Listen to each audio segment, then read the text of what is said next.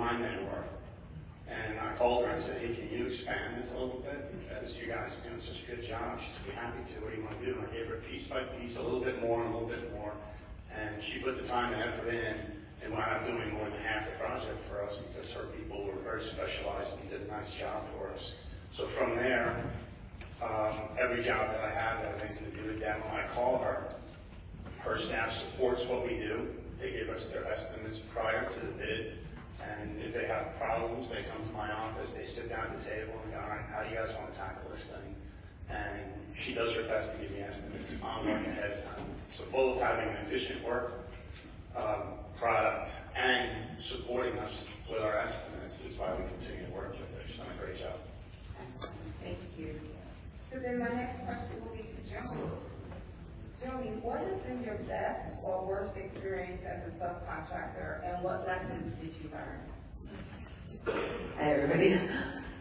Well, I have a quick story that kind of encompasses both. Years ago, 18 years ago, when I started business, I wanted to do business with MTA, and it all comes down to capacity. So I learned a very good lesson.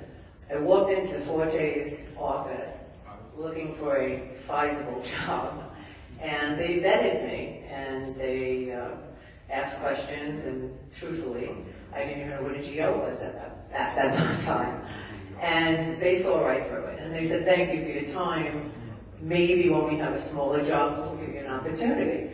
And I walked out of there feeling so terrible. I know I can do demo, but you know, there's so much more than knowing your trade. You have to know logistics and time frames and access, and I felt really sad.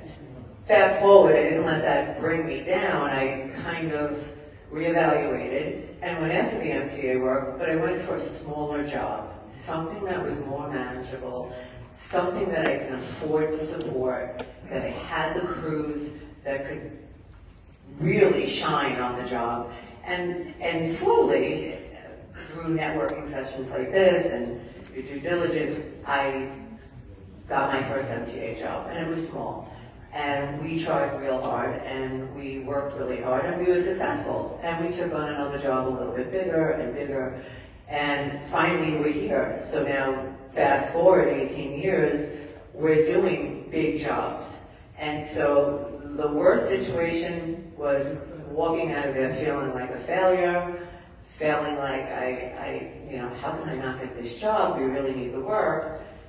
But at the end, doing it in a slow capacity, doing it within my own time frame and growing was the best thing and the best lesson that I could have ever learned, because you need to have some kind of base and a capacity that you know that you can perform well, otherwise you're going to fail.